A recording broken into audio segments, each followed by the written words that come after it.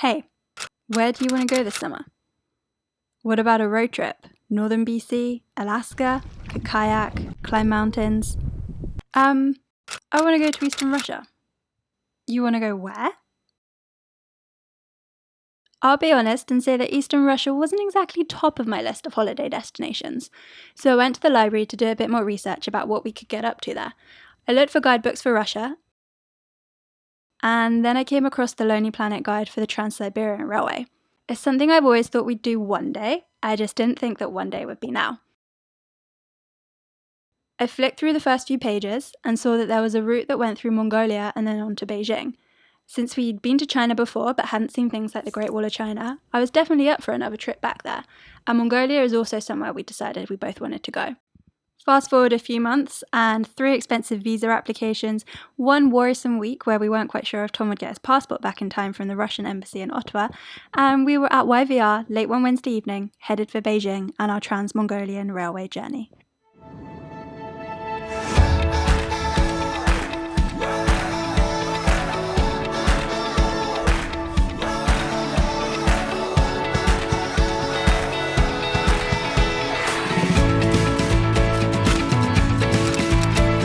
Landing at 4 a.m. after a very turbulent flight, there was no rest for us. It was straight to the Temple of Heaven, where we watched old men play cards, caught a massive thunderstorm, and saw people dancing and playing keepy-uppy with a giant shuttlecock. We ate food that was a million times better than on our previous trip to China, even if one of the meals we had was a giant pot of sweet corn soup. We learnt calligraphy, got swept up in the hordes of people at the Forbidden City,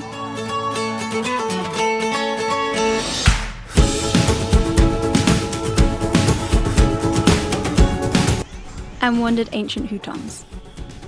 The highlight of our trip to Beijing? Seeing the Great Wall of China. It took 3 hours of getting buses and being hounded by taxi drivers telling us there were no more buses that day, none whatsoever, but we finally made it to the town of Baikal. We could see the Great Wall from our hostel dorm room, and we set our alarms for 4 a.m. so that we could see the Great Wall at sunrise.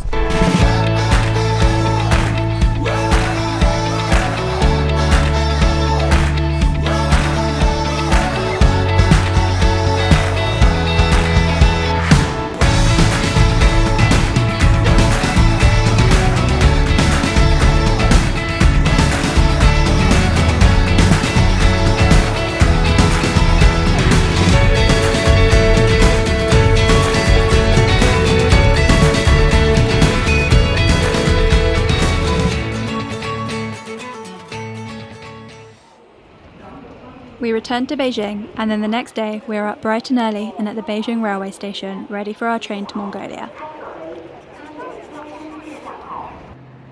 We shared our compartment with 2 Irish girls and spent the next 36 hours or so sleeping, reading, playing cards, eating, sleeping some more, and watching the Chinese countryside give way to the Gobi Desert.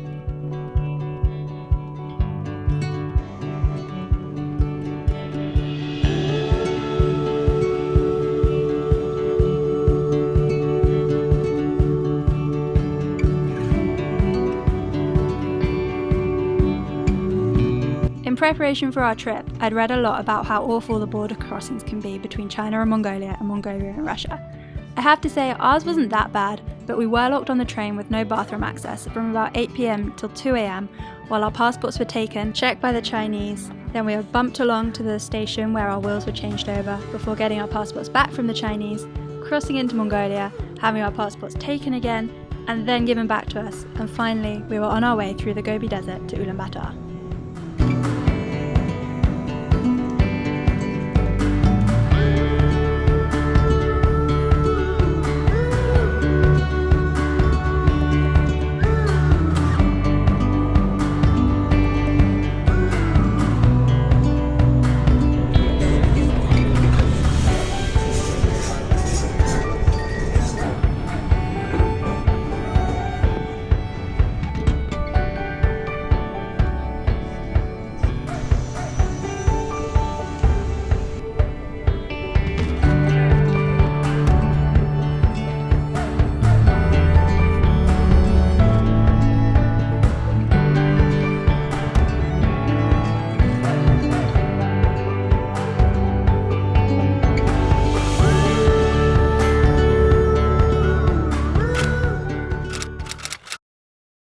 We arrived in Ulaanbaatar about 3:30 in the afternoon, and it was the eve before Nadam, Mongolia's big national festival.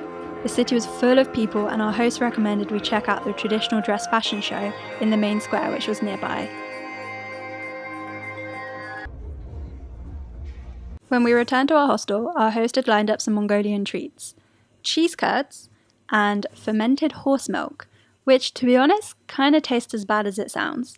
It's alcoholic, but apparently you have to drink quite a lot of it to get drunk, which is not something I plan on doing anytime soon.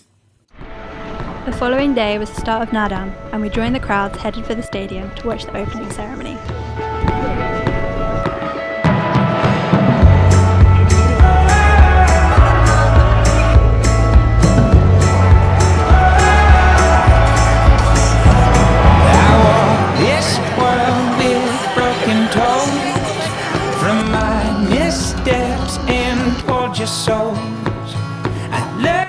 You'd be forgiven for thinking you were at the Olympics with all the dancing and singing as we sweated under the sun and were called every now and again by a van with a huge jet doing laps around the outside of the stadium and covering spectators in a refreshing mist.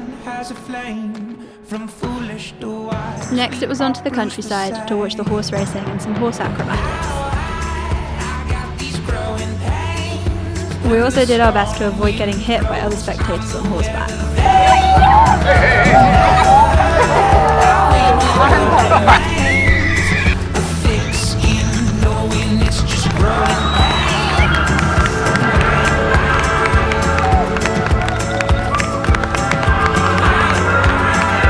Oh, and we played some traditional Mongolian game with bones.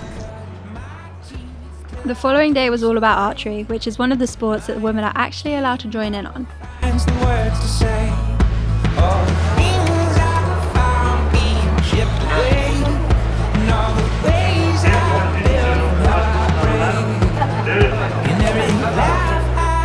We watched the wrestling finals, which were pretty entertaining just on the basis of what they have to wear, and the funny little victory dance they do at the end, as you can see here.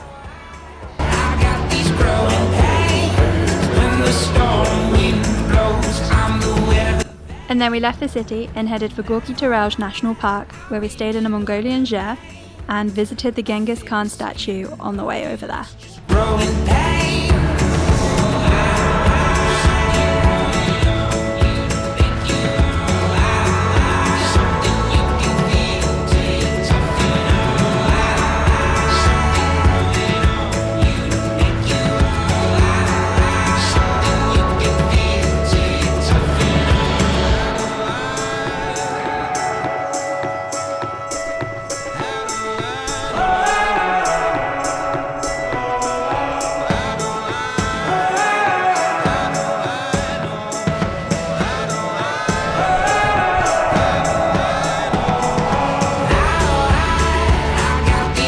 Back in the city, we visited a monastery in the morning before catching our train to Irkutsk in Russia in the afternoon.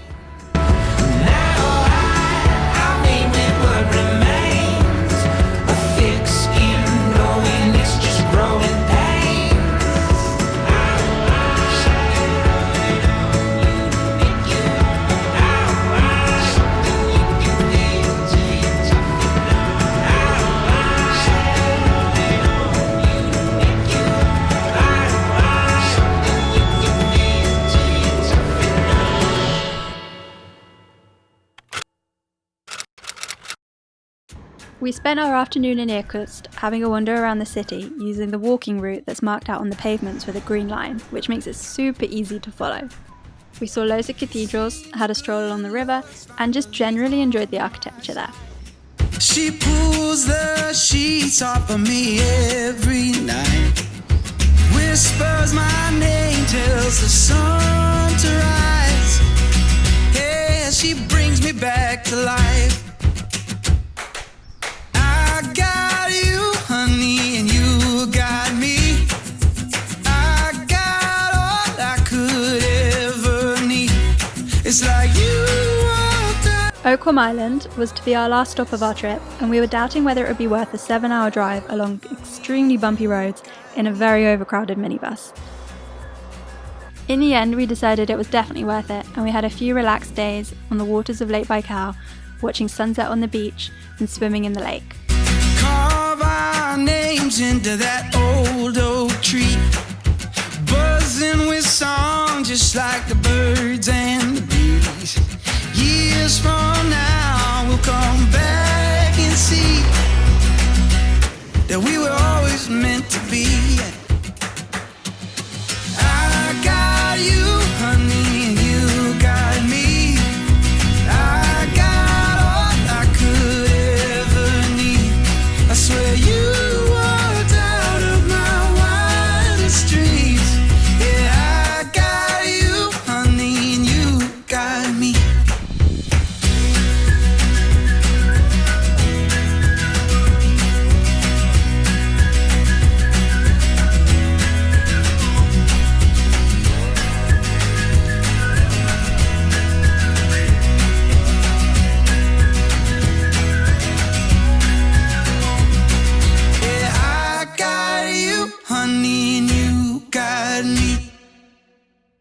And before we knew it, it was time to head back to Vancouver.